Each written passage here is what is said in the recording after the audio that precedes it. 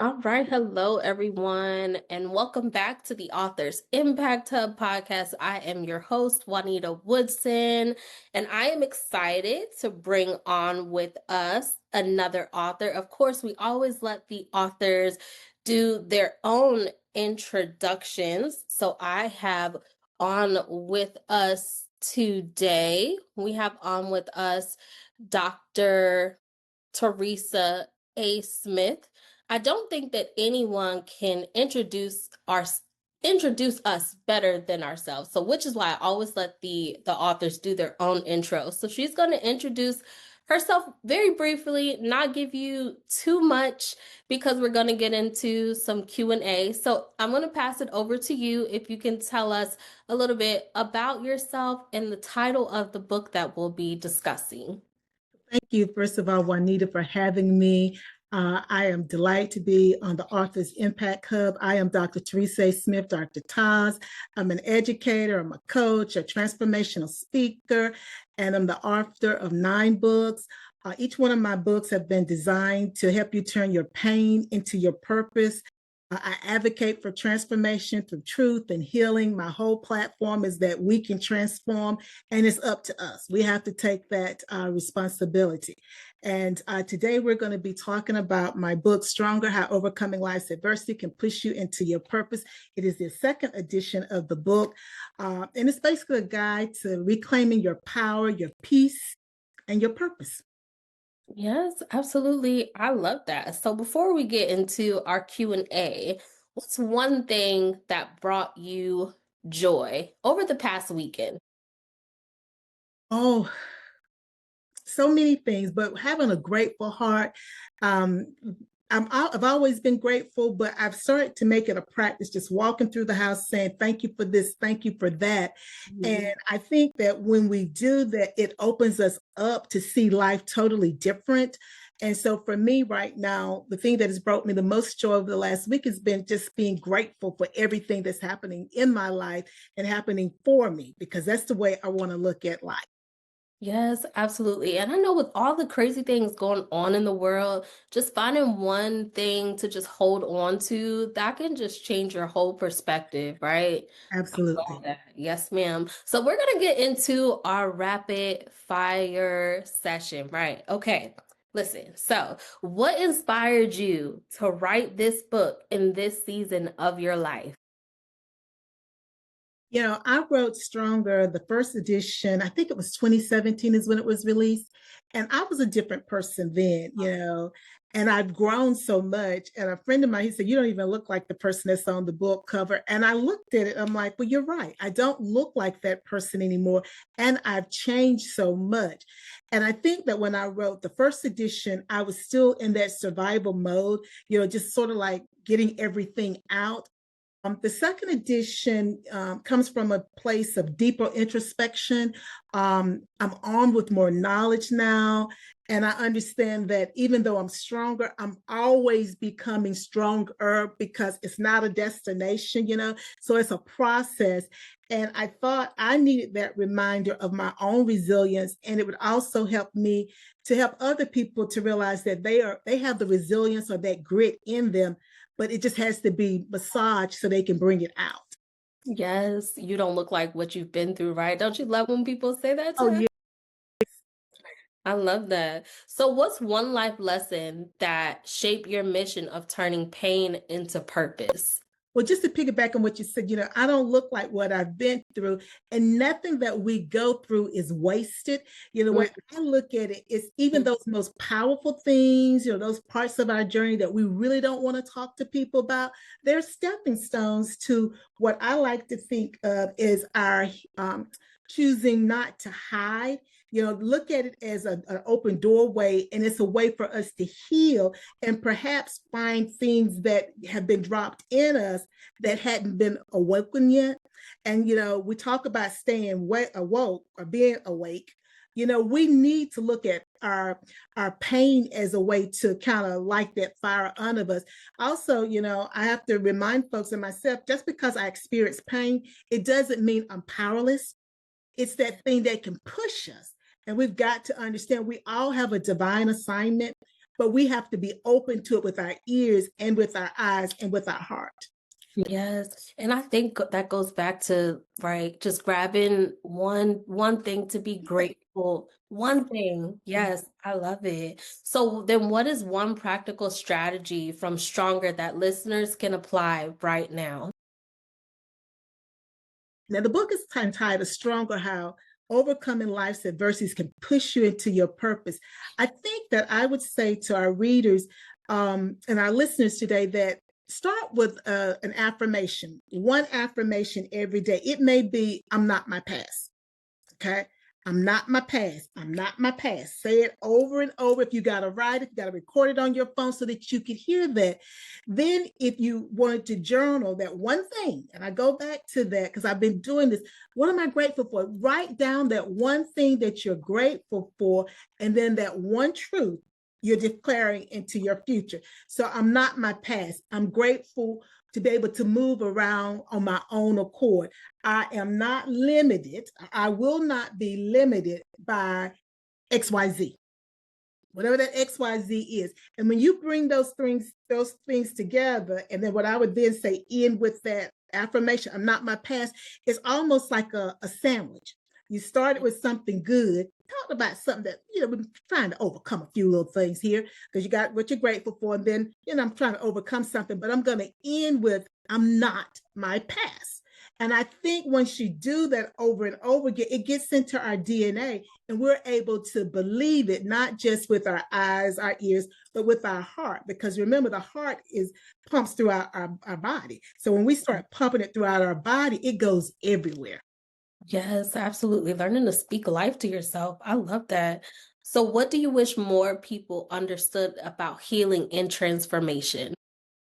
Well, first of all, healing isn't about fixing what's wrong. Mhm. It's about remembering what's already whole or what's already good within us, because sometimes we have a tendency to fixate on what's not going well. I don't want you to do that.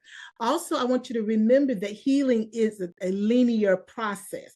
Yeah. It's not always going to be pretty. Sometimes we're going to do the ugly cry, or we're going to be like, ugh, trying not to go into that sunken place. Transformation doesn't mean that you're going to forget that pain. I want you to look at it as using it differently. Don't Mhm. let it be something that's burying you. Let it be something that's propelling you up. It's Yes. all about how you see the glass. Let's look at the glass as being half full versus half empty. Yes, absolutely. Now, so you have written 9 books. Wow. So what has that taught you about yourself? When I went back and I did the second edition of Stronger, I added more.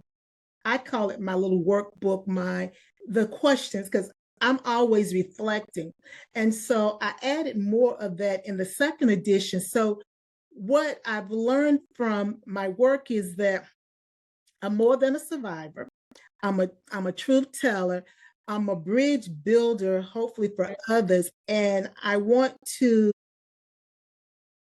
I'm not going to say I want to, we are role models. We're role models for people that know us in our personal lives that can actually reach out and touch us, but we're also role models for people who see us on social media. So for me, you know, I have more resilience and more to say than what I thought. And so with each book that I write, I find that I write a certain way because I'm always looking at how can I be a catalyst to help other people honor their truth, not shrink from it. And so, for me, it's just, understanding that each book is another layer of the onion that I'm constantly peeling, and that, I'm committed to showing up authentically. And through my books, I show how I also struggle with that because it's not an easy process to be authentic. Because, we have things, if I was going back to when I was a little girl, we got that devil on one shoulder and we got that angel on the other. And, they're constantly warring, but we Yes. still have to, because we're in the center, which means God is at the center. We have to maintain control and that balance. And so my hope is that with each of the books, I'm demonstrating how you get to that place. Yes, absolutely. So having written 9 books, right? What is your advice to aspiring authors who feel stuck? Well, my writing coach would say just write. Her thing is just throw up on the page. What I would say is, because I realize the importance of your story, right from that wound, right from where you hurt, not Mhm. from the scar, not, the scar is not necessarily the pretty place, but we want to dress it up. We want to tell it a certain way. No, right from the pain, because it's the pain that distinguishes you from other people. And it's your pain that then maybe someone else can relate to, and then that helps them. Just be who you are. Don't try to be this author. Write what you know. And I Yeah. think when you do that, one, you're being resilient for yourself, but you're also saying, I'm good enough because I'm Yes. not trying to be anybody else. And I think that's so important for authors. Yes, absolutely. To be your authentic self. Absolutely. So, what role has faith, mindset, or discipline played in your own transformation? Well, I wouldn't be here today if it wasn't for my faith. So I think my faith gave me a vision, even as I stumbled in the darkness. I think that my mindset helps me to focus. And I'm a disciplined person, and it helps me to get through those tough days when my emotions, the devil and that angel, sometimes are at war, when I'm like, oh, I can't make it. I think that when you put all three of those together, for me, it helps me to keep stumbling forward. Absolutely. Yes. That's the balance. Yes. If you could give your younger self one sentence of wisdom, what would that be? You don't have to shrink to be Mm. safe. You are good enough just as you are and who you are. Your light was meant to be seen. Don't dim it. God does not make mistakes. Yeah. That when life gets tough, what grounds you the most? Quiet reflection, writing, prayer, or helping someone else? For me, I'm going to say it's prayer and then the writing, um, because I think that's when God sets me up or puts me in the place that I can help somebody else. But I got to be able to hear him. And prayer is a conversation. And if we don't have that, it's like it's one sided. I got to talk to him and I got to be able to hear him. And that's what prayer does for us.